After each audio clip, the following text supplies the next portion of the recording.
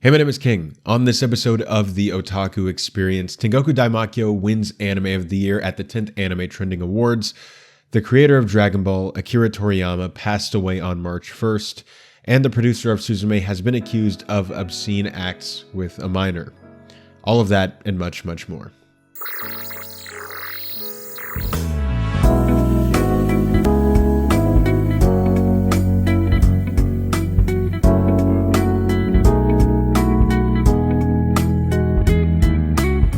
Hello and welcome to another episode of the Otaku Experience, the anime non-news show where we talk about the current goings-on in the anime and the manga industry with our very uneducated opinions. I'm, of course, your host, Israel. How's it going, guys? You know, this is my second time doing the show since I came back from my little hiatus. I do want to say thank you to everybody who was super nice and supportive. At the end of the show, I usually respond to comments from the previous episode. But this time, we probably won't do any comments at the end of this episode because there wasn't much to respond to. It was just a bunch of really nice welcoming me back, and it was just great to see. So yeah, if you see here, Carmelo Smith, Rip Akira Toriyama, of course, that happened, and we will talk about that as well. But then, as you can see, the rest of these, good to see you back. Hope things get better. Glad to see you back. Oh my gosh, well, I don't know what happened. Okay, but you got the idea. I don't know what happened to my link here. That was a little embarrassing. Yeah, glad to see you back. Great to have you back. Great to see you again. So I just want to thank you guys all so much for the support and the welcoming back. Yeah, it was a really nice welcoming back to kind of get back into doing the show again, and I'm happy to be back, and I'm happy to cover what I contend to be the greatest anime awards in terms of their worth of the entire awards circuit. And it's not the Crunchyroll Anime Awards, and it's not the Anime Corner Awards, or it's not this one YouTuber's awards or anything like that. It is the Anime Trending Awards right here, as you can see. Anime Trending Awards. They happened today when I'm filming this. They ended about an hour ago when I'm filming this. And I watched them for the most part. Some of it was in the background. And it was really weird when it was in the background because a lot of it, they don't announce the nominees. If you look at this, here's the stream. When they're announcing the nominees, they don't say anything. It's just silent when the things come up, and it's music. And so if you were stepping away and you had to run into the kitchen or something to grab something, you don't know what's being nominated. If you forgot, you don't know what's being nominated. And so you really have to pay attention. And I still do have some notes. I don't think that the show was perfect like it could have been. Like last year, I still think that the hosts could do a little bit more in terms of their hostness, whether that's just being more energetic or announcing the shows as they do it, just being more involved. I felt like the hosts were they were just reading, you could tell they were just reading a script off.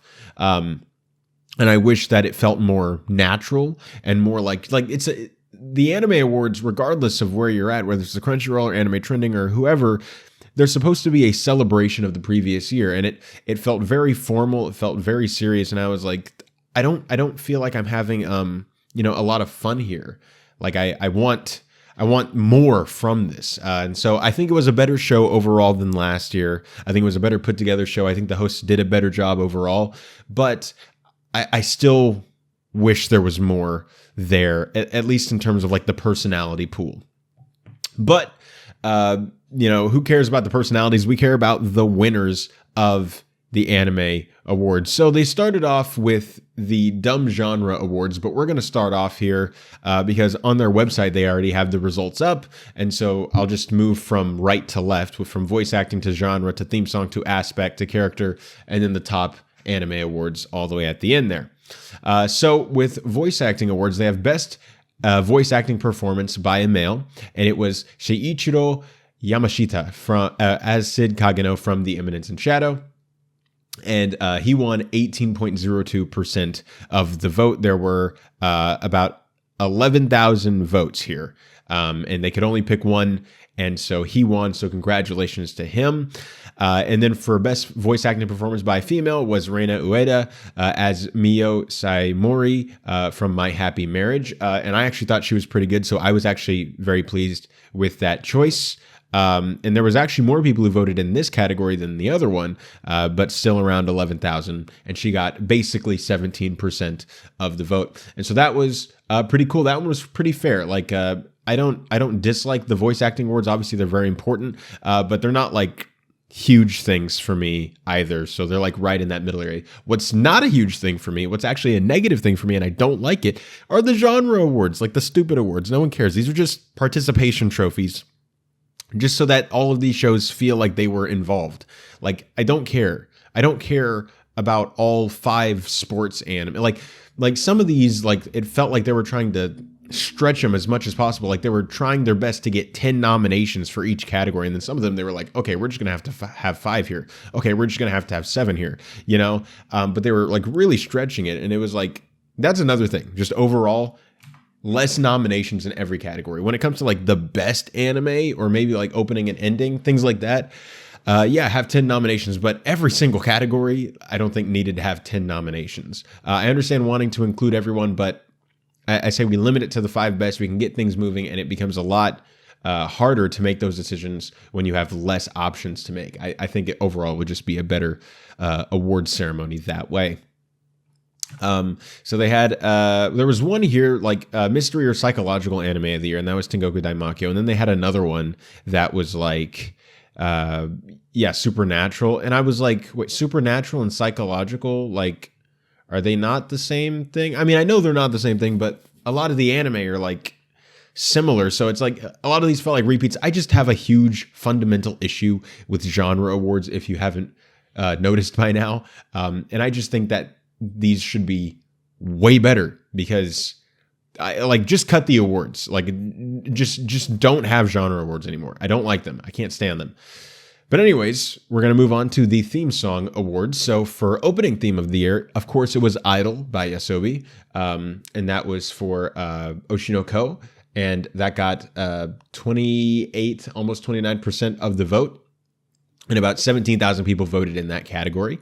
And then ending song, you had around 19,000 people vote in that category. So a lot more people voted there. And it was Red Birthmark by Aina the End, which I believe this was for Mobile Suit Gundam The Witch from Mercury Season 2, if I'm remembering correctly. And that got about the same amount of votes as this one up here, with about 25.8, almost 26% of the vote. Moving on over to the Aspect Awards, or the Technical Awards, or whatever. These are like the production awards. So like stuff that doesn't really have to do with like, like maybe like someone's specific performance. It's these ones. It's these technical awards, whether that's animation or character design or whatever.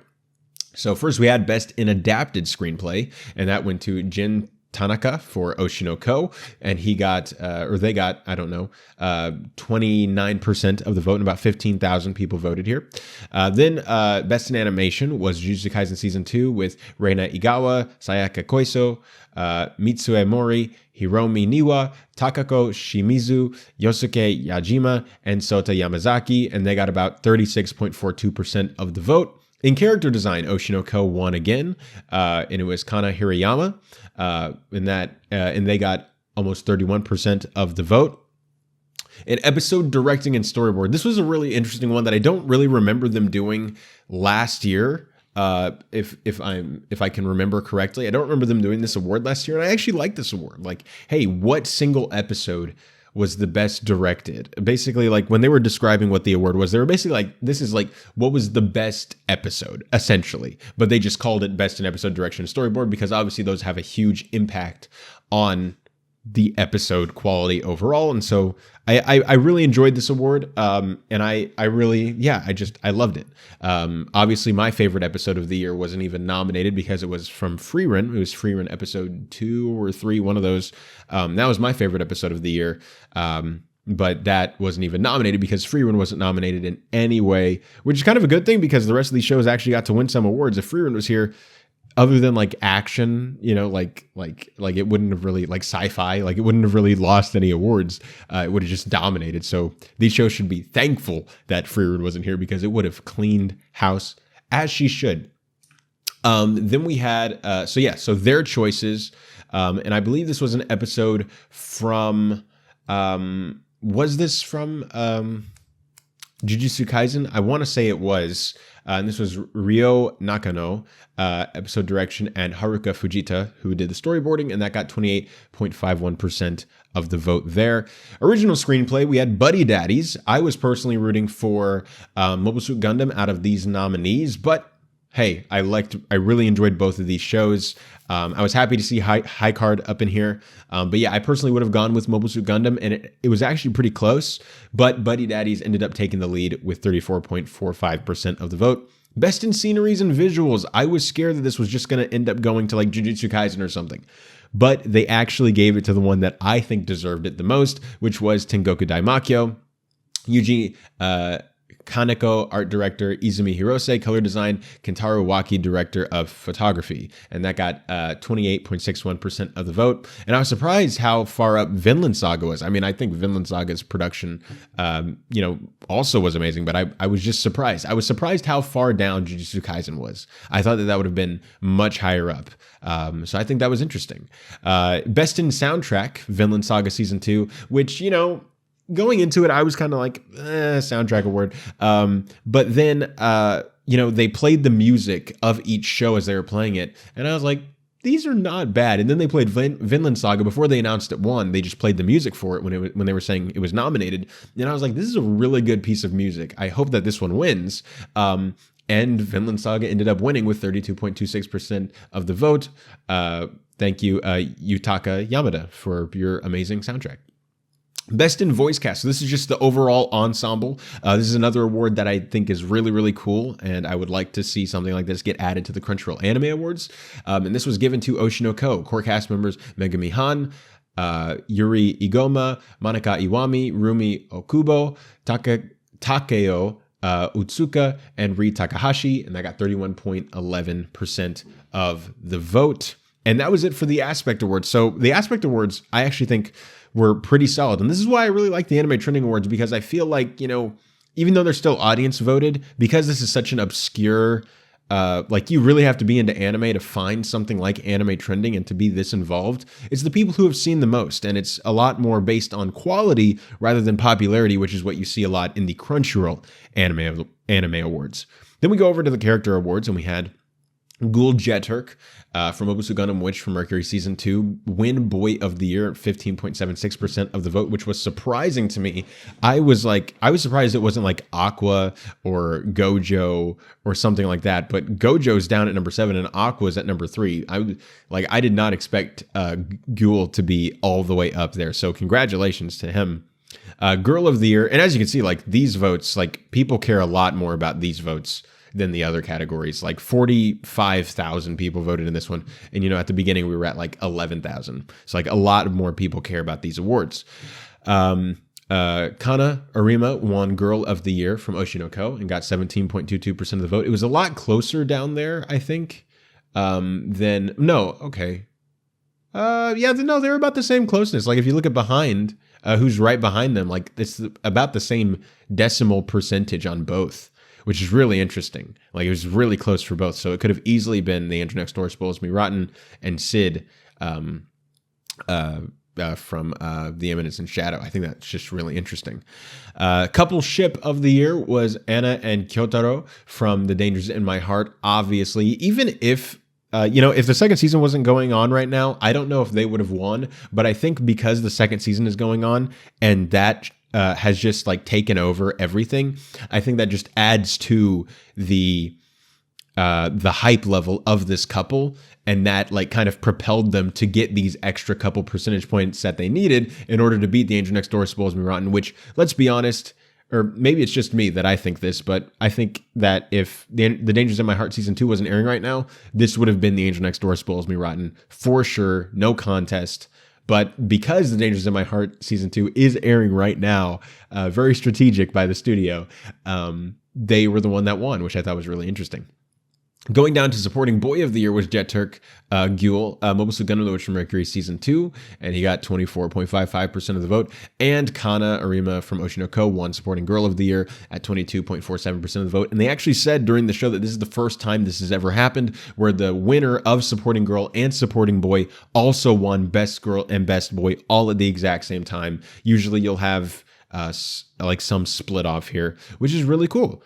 So I thought that was interesting. And then we're going to move back up to the top awards, and I'm going to tab over here so that way you don't see the winner of anime there, even though I already told you who won. But just for dramatic effect, going down to anime movie of the year, The Tunnel to Summer, The Exit of Goodbyes won, which I was actually surprised by. I thought it was going to be Suzume. I really loved Suzume. I haven't seen The Tunnel to Summer, The Exit of Goodbyes. I hear it's on streaming now, so I will have to go and check that out definitely at this point. But I really thought it would have been Suzume just because, it's Shinkai, it's all these things, I just figured that would be the case. I have nothing against this winning. I heard that it was fantastic. I just haven't seen it. But yeah, that's the thing about the Anime Trending Awards. It's clearly not a popularity contest, or else Suzume would have won. And then obviously Anime of the Year, which had 60,000 votes, which was the most out of any of them, was Tengoku Daimakyou or Heavenly Delusion from Production IG, and got 10.41% of the vote. Now, something that was interesting to me is, remember when I predicted who was going to win the Anime Trending Awards back when the nominations came out, I predicted it was going to be between Vinland Saga Season 2 and Jujutsu Kaisen Season 2. Because these were both two of the highest rated shows that year. They both won their season when they came out. And I was like, I just think it's going to be between these two. If I'm going for the popularity, it's Jujutsu Kaisen. If I'm going for pure quality, it's Vinland Saga. Neither one of them even placed in the top two. It was Oshinoko that almost won Anime of the Year. But luckily, they gave it to the show that I voted for that I just didn't think had a chance at winning, Tengoku Daimakyou or Heavenly Delusion, which is fantastic because I believe that was my second favorite show of the year, right behind Frieren. So absolutely deserved, because Frieren wasn't even nominated. My default was Tengoku Daimakyou, so very, very happy with this choice, and I hope to see Frieren win next year's awards, which, maybe I shouldn't talk so soon because we don't know what is even going to be like, what the quality is of these next shows. Like next year, there could be another show that I think is even better than Frieren, which I don't know if that's going to be the case, because if I'm being honest, my favorite anime of all time, just from a pure goofy standpoint, just because, it's the one that captured my heart, is Sword Art Online. That was the one that introduced me to anime. So that's my favorite anime, just because I had an experience with that show that, like, I haven't had with any other anime. I can acknowledge that other anime are better told stories, but there's just a place in my heart that Sword Art Online holds. And if I'm being honest, Frieren's getting uncomfortably close to that, to where Frieren might end up becoming like my favorite anime ever. Not concrete, not confirmed. I'll have to see how this season ends, and then maybe give myself like 3-6 months, like 1 or 2 anime seasons in between, to just kind of like meditate on it and see how it sits over time. But we could very well be sitting in a time when Frieren could be my new favorite anime of all time. And then if another show, if I'm getting back to the main point, if another show comes in and tops that, oh my gosh, could you imagine? Like, I don't think we could, that would be like the best year of anime ever, in my opinion. Like that would be just fantastic. But anyways, guys, look, there was no like sweep. It seemed like it was pretty diversely given to everybody, of mainly Oshinoko, Tengoku Daimakyou, and The Dangers in My Heart, with some going to Jujutsu Kaisen and My Happy Marriage and Vinland Saga and things like that. But overall, it was kind of a pretty evenly spilled out awards. There was no like big sweep or anything like that, which I definitely think you would have seen had Frieren been nominated. But with their rules, because Frieren wasn't over, it wasn't nominated. If it ended in fall, it would have been nominated. But because it kept going, and it's still going right now, it wasn't allowed to be nominated, which is totally fair. They want to nominate a complete show. I get that. But yeah, I'm very happy with the winners. Other than the stupid awards, overall, I'm very satisfied. Even with the shows that I wouldn't have personally chosen, like I can still be like, yeah, that's a show that I think absolutely, like, I'm not going to be like, that's a bad show. Like that shouldn't have been the winner.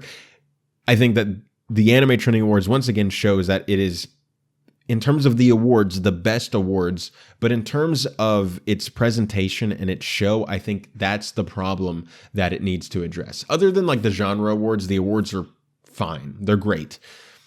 So the genre awards and the actual presentation, like the show itself, I think are the Anime Trending Awards' biggest problems, where I think the opposite is true for the Crunchyroll Anime Awards, like great presentation, but the awards are bad. I think like if we were able to like merge these two together, we'd have like something fantastic that I would be so excited for every year. But that being said, that is the Anime Trending Awards for for the 2023 anime season, but obviously the 2024 show. And this is actually the 10th one. This is their 10th anniversary, so congratulations to them. And we will definitely be talking about, in a couple weeks, we'll be talking about how when this season ends, because they do the seasonal awards. We'll immediately see the next 4 shows that are nominated to the next Anime Trending Awards. So it'll be very interesting to see that.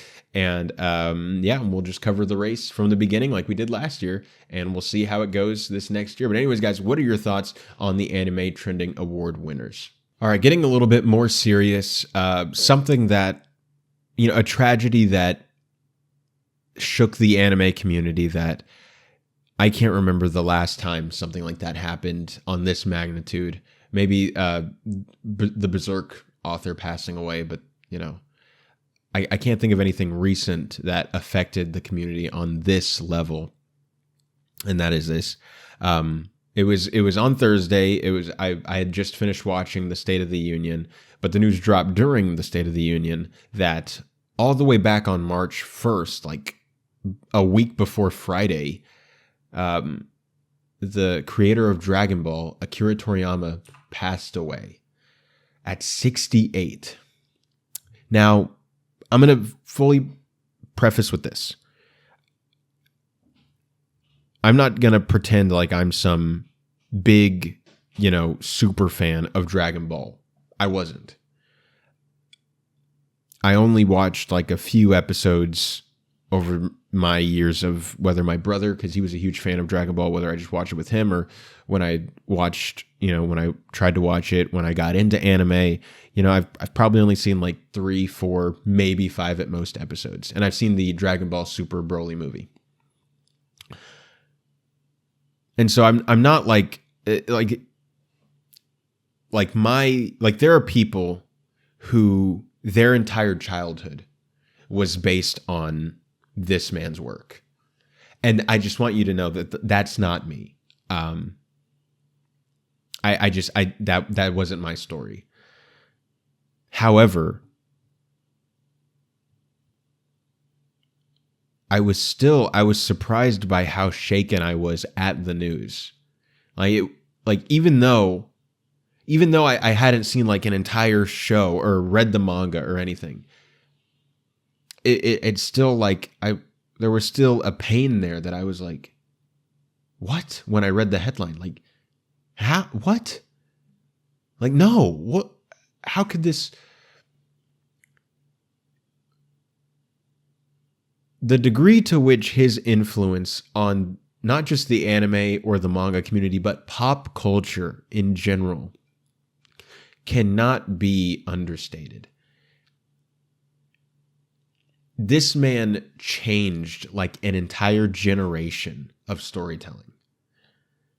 And even though I never like fully watched or consumed Dragon Ball, there was clear references to Dragon Ball or inspiration from Dragon Ball and so much other media that he inspired that it was still like something he created that I enjoyed was still taken away. Like even though he didn't create like certain anime or movies or whatever that were clearly inspired by Dragon Ball and his work, it's almost like they were like his influence and his work was so impactful that it like rippled out to like areas that aren't even related to anime.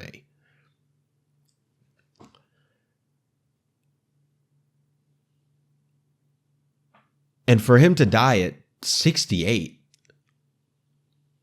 like, too young is an understatement.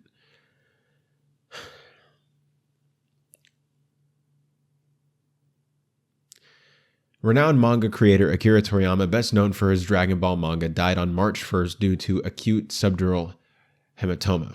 He was 68. The funeral was held privately by his family.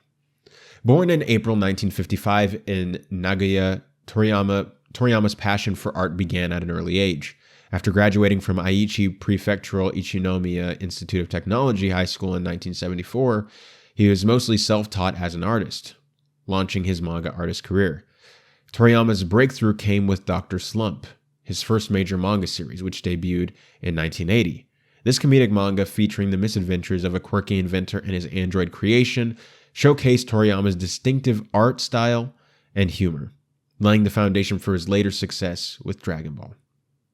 In 1984, Toriyama introduced the world to Dragon Ball, a manga series that would go on to become one of the most successful and influential franchises in the history of Japanese pop culture.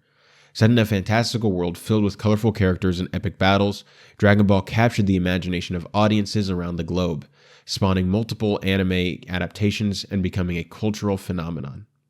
Toriyama's talents extended beyond manga to character designs for various video games. Notably, he contributed to the Dragon Quest series, Chrono Trigger, and Blue Dragon, helping define the visual identities of these beloved franchises. Dragon Ball Daima, the latest installment of the Dragon Ball series, is scheduled for a fall 2024 premiere, with Toriyama credited for the original work, story, and character design. Additionally, his manga Sandland was adapted into an anime movie last August, with an anime series debuting on March 20th.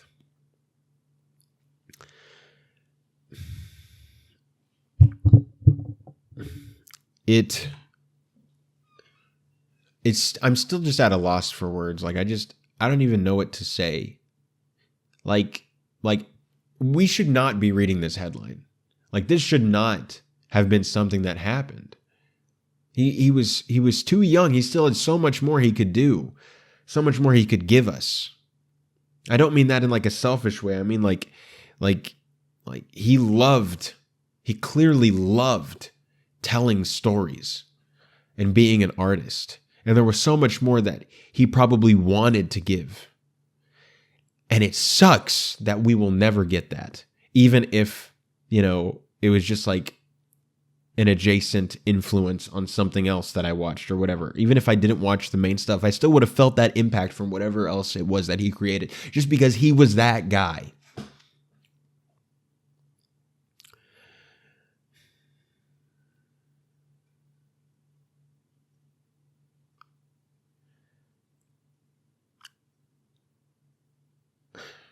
I don't really know what else to say. I feel like my words, just because of how my journey as an anime and manga fan has gone, that I'm not the best person qualified to talk about it.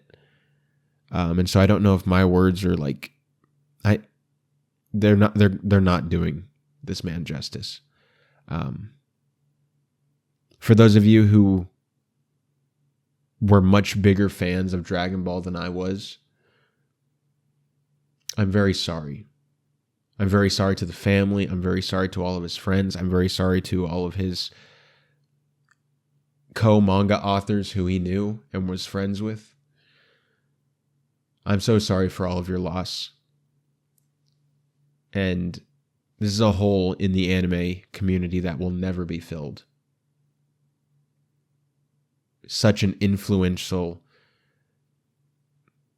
impactful, groundbreaking human being who completely not only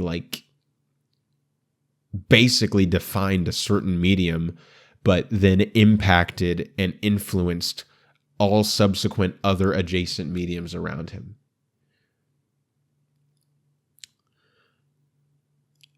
So coming from someone who wasn't even a huge fan of Dragon Ball or anything like that, but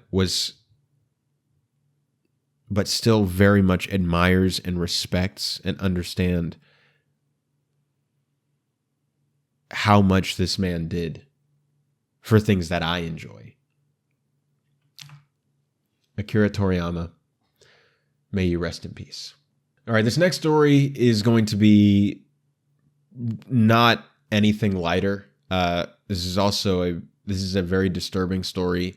If you are at all like, if stories about like sexual assault or anything with someone doing something with a minor, if anything like that at all is a very sensitive topic for you, then you can just skip to the next story. I'm not going to spend a whole bunch of time on this because this isn't really my field to talk about, but I think it is important and something that we should talk about.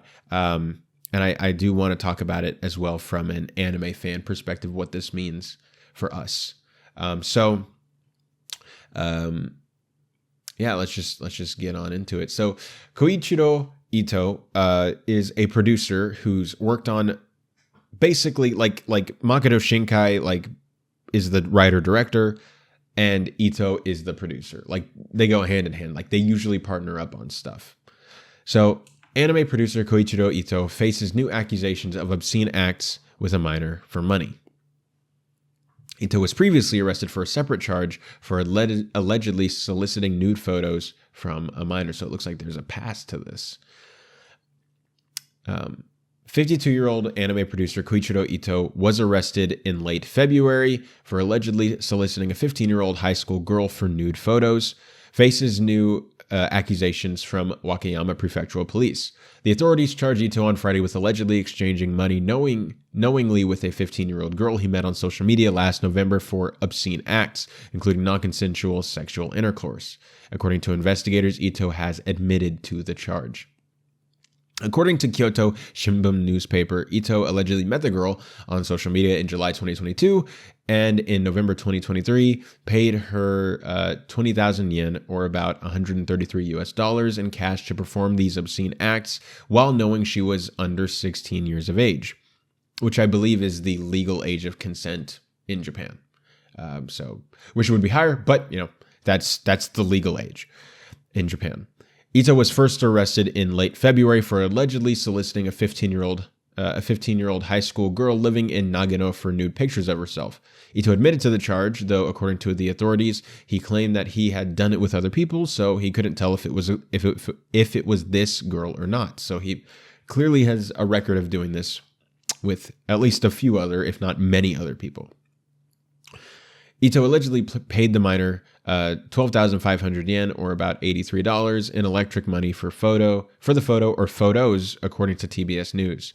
The outlet also stated police found other video and images on Ito's computer and are investigating them. According to the authorities, Ito asked the girl for the pictures in September 2021 with full knowledge that the girl was a minor at the time. Police said that Ito's alleged crime was discovered as part of a different prostitution investigation. The police are investigating if there are other victims that were involved with Ito. Ito has been a producer on many of director Makoto Shinkai's works, including his second film, The Place Promised in Our Early Days, Children Who Chase Lost Voices, The Garden of Words, his breakout hit Your Name, and his following two films, Weathering with You and Suzume. So, if there's any justice, this man will be immediately arrested and will never have a career again. I don't really want to speak about, I think it's obvious to all of us with common sense that what he did was obviously wrong.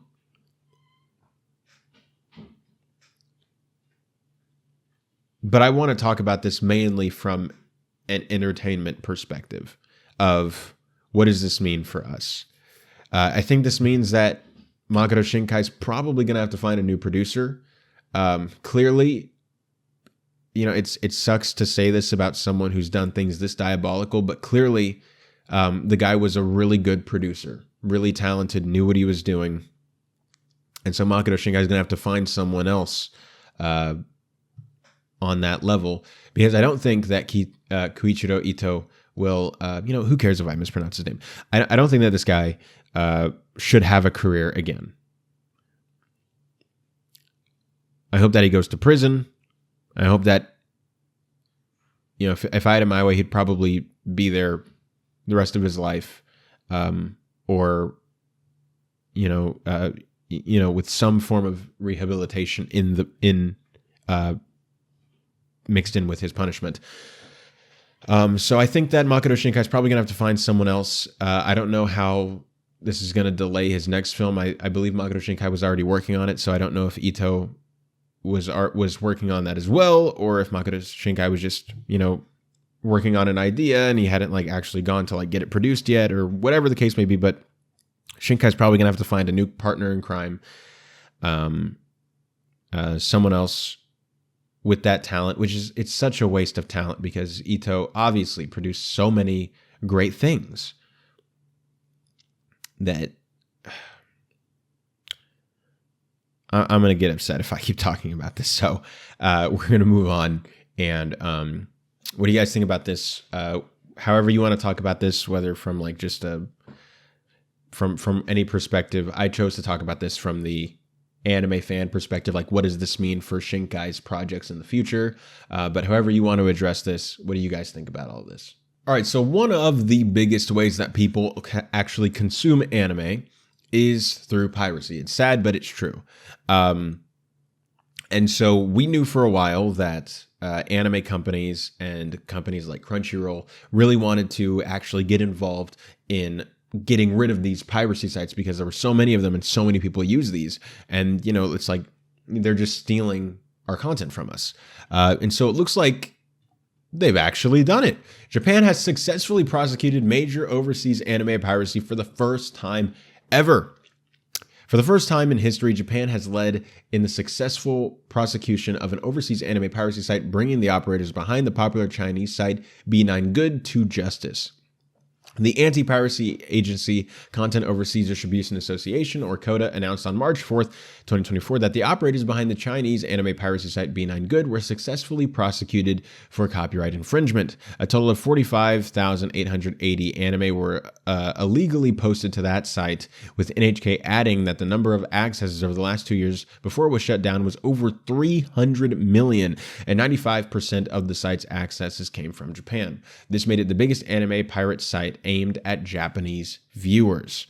Because you have things like 4anime and things like that that are mainly aimed at American viewers, but this was one that was aimed at Japanese viewers. The main operator, A, was sentenced to 3 years in prison, suspended for 3.5 years, and a fine of 1.8 million won, or $250,000. This was nearly equal to the money made from the advertising on the site. His $550,000 residence, also financed through the site, was seized.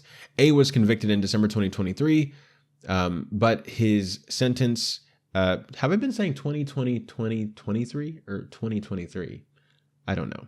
Has been finalized. Now that the appeals window has passed, CODA began investigating the operators behind B9 Good in 2021, identifying them and passing this information to the CODA Beijing office, which filed the criminal charges in China that led to the successful prosecution.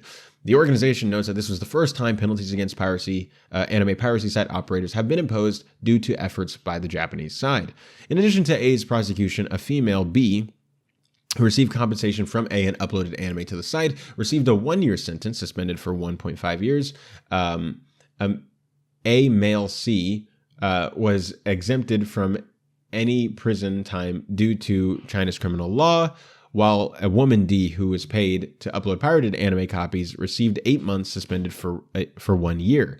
A's rather light sentencing was because he was a first-time offender, voluntarily confessing and showing remorse. Several CODA member companies are coordinating with the investigation to understand the extent of the damage. This notably includes Shueisha and Kodansha, which are both collaborating with the investigation into the Weekly Shonen Jump manga leak arrests. The perpetrators were rearrested on suspicion of leaking Kodansha manga just last week. The case against B9 Good is particularly notable given the site's many overlaps with the world's biggest anime piracy sites, AnyWatch. B9 Good managed to evade site shutdowns by changing domains from Blue 920 to B9DM to B9 Good. Similarly, AniWatch rebranded from Zoro.to to AniWatch and finally to Hi Anime last week. Both sites were highlighted on the U.S. government's watch list for the most notorious piracy sites worldwide. Kodak concluded its press release with a blunt message to all piracy sites worldwide. What is this? Vowing to eliminate unauthorized use of Japanese content. Wowza! So, what a deal. Now, okay. Now, I'm going to have to take a nuanced take on this because, sadly, this is the case. This is not... I think broadly this is a good thing because it stops people from stealing. So, good. But we have to think about it like this. There are some things that, especially in the anime area, where... depending on what region you're in, you literally do not have, even if you wanted it, you literally do not have access to a show. And so unless you have like a VPN and you can say you're in a different country and then still legally use Netflix or whatever, sometimes people feel like they have to pirate. They have to, because they're like, hey, I'm willing and I want to do this, but you're not giving me an option to do it. So I'm going to have to find it myself. So it sucks in that way because I doubt that this means that some of these, whether they're streaming services or whatever in Japan, are actually going to start worrying about, actually making sure that certain things are available legally. So now these people just might have to deal with not having access to certain anime for whether it's forever or just for a certain period of time, because some shows you don't have access to while they're airing, and then you get it like 6 months after they finish, and then but you don't get it while they're airing. There's some people who can pay but just choose to watch it illegally just because they can. That's a different story. And if that's the case, I think it's good that these are getting shut down. But in the case where you have willing paying customers who want to watch it and who want to pay for it, but then, for one reason or another, they just don't have access to it and they feel like they need to, that I think is a little bit more of a gray area. So I think that this is good in the sense that it stops people from stealing. It kind of helps bring the money back into the anime area. How much, I don't know. But on the downside, people who legitimately are willing paying customers and just maybe didn't have access to a show in their region legally that they wanted access to and they'd be willing to pay for it, now they're not going to have access to like anything. So it's a little bit of a nuanced issue. It'll be interesting to see if anything happens over here in the States, whether it's like for anime or Zoro or anything like that happens, like whether any of those sites get shut down in the future. That would be super interesting because I know people in real life who watch anime on those things. I don't. If I can legally pay for something, I choose to. But I know people who just are like, I'm not going to pay for this. And so it'll be interesting to see if and when that does happen, how that plays out and what that'll mean for the main streaming services that we have over here. Is a new piracy service just going to rise up, or I don't know how they're going to handle that and keep them permanently shut down forever. But anyways, guys, Japan has done it. This could be the first in a line of many piracy sites that they take out, but they've officially done it. What are your thoughts on this? All right, our last main story on this episode is another story that, frankly, this has not been a very positive episode. We've talked about the Dragon Ball creator passing away. We talked about something serious happening with the Suzume producer, piracy sites, or, this has just been a very, very serious episode of the Otaku Experience. And it will continue to stay that way because it looks like anime professionals were only paid $1.47 per drawing.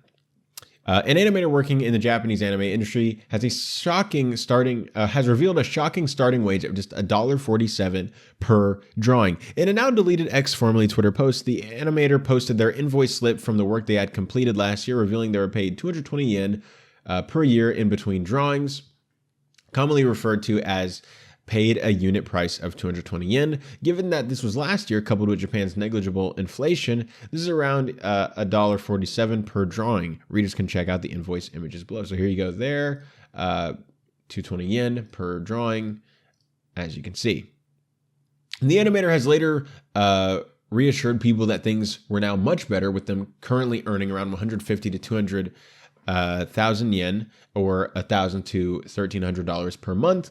This was without a detention fee, which refers to a fixed amount that animators were paid irrespective to how many drawings they produce. This 1,000 to 1,300 figure is in line with what many animators make in the industry, with NAFCA revealing that a reported 40% of animators make less than $16,000 in a year. Now, before you think that that's super low, I mean, obviously it's not the greatest thing ever, but before you like freak out, we have to remember that Japan's economy is different from America's economy. And so $16,000 a year in Japan is not the same as $16,000 a year in America. Still not the greatest, but a totally different, like you can do a lot more with 16,000 there than you can here, but still not, I mean, you'd probably still prefer to have more.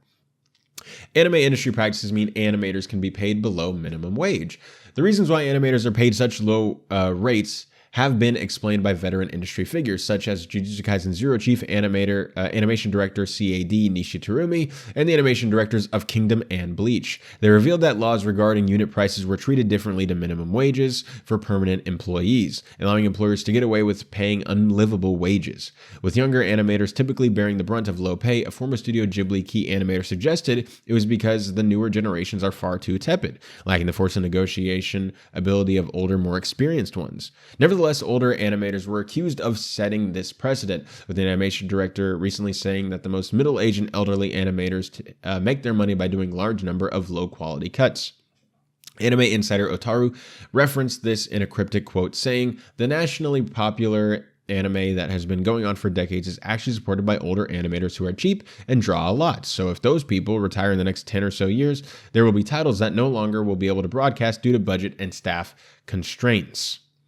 Low unit prices remain a common factor in why the anime industry is predicted to collapse, a sentiment that Nishi, former Sunrise and Aniplex CEO Masuo Ueda, and Fullmetal Alchemist Brotherhood director Yashihiro Ire have all made in recent posts to X. With the growing marketability and internationalization of anime, more inventive ways of making money are being found, including pre-screenings like the upcoming Spice and Wolf event, showcasing a massive 4 episodes in advance, and theatrical screenings like Demon Slayer and the upcoming Chainsaw Man film. Nevertheless, it's arguably all pointless if wages don't trickle down to the actual staff. As Studio Parrot director Naruto Yu Yu Hakusho Keiro Itsumi revealed another inventive way of making more money by staking anime IP as collateral on loans. He outlined how he hoped to use revenues to ensure creatives felt properly appreciated to rave reception of anime fans. Okay. So it's good that the animator is saying that they are doing much better now and they're actually making this much, but that's still not the greatest, obviously. I think they even said that that this is less than minimum wage, which is really not good. So that's great that it's better now than it was, but it's still not like what it should be. And they didn't say anything about them actually changing, the construct of the industry in order to prevent them from going that low again. Like they just have the ability to, they're just choosing not to right now, which I think is a very scary situation. I also think that it's interesting to hear that this is just a precedent set by older animators when everything was different back then, who are still doing the same thing that they did back then because it worked back then and it's working for them now. And now these newer artists who are in a newer industry who need more things, or whose life calls for, like these older ones, they probably, they have much more experience, and, because they've been doing it for so long, they're probably not making a huge amount of money per drawing, but they're probably making more than someone who starts out. Now you have these newer animators that are like trying to like fit in to like these ways of the past that aren't really sufficient for modern day. And so I think that that's scary. So I am happy that things are better now. They're still not as good as they could be, but it seems like maybe we're on the way up there, but I think it is really scary. And like they were saying, like the anime industry collapse is inevitable. It's going to happen. It's just a matter of when. Unless now there is a way that this can change, and that's if they like fundamentally restructure how this anime industry is working, where it's better for everyone involved and it can still be profitable. But that's going to take a lot of effort and a lot of reworking by a lot of the studios just getting together and saying, okay, we need to figure this out. Otherwise, they can try to push it back as much as they want, like they were saying with advanced screenings or with theatrical events. But eventually it's going to catch up to them and everything's just going to fall apart. And then they're going to have to pick up the pieces of something that they could actually address now. But yeah, I don't know. I don't really know what the remedy to that is. I just know that they need to do something or else things are only going to get worse. But I am happy that animator is no longer getting paid less than $2 per drawing, but still not getting paid enough, but happy that they're not making so little. But anyways, guys, you hear about this, and what are your thoughts? With the main part of the show out of the way, it's time to hop into everyone's favorite part of the show, the Goofy Woofy anime community. I do think we're going to have to probably change that name here in a bit because some of these shows or some of these topics aren't really all that goofy, and I don't want to seem like I'm making fun of like some of these lesser funny ones, but whatever, it's fine. Y'all know what I mean, but we're just having fun here. All right, so the first one is there's this Gojo and Sukuno domain expansion that I think was done by a fan, and it was uploaded to Twitter, and it looked something like this.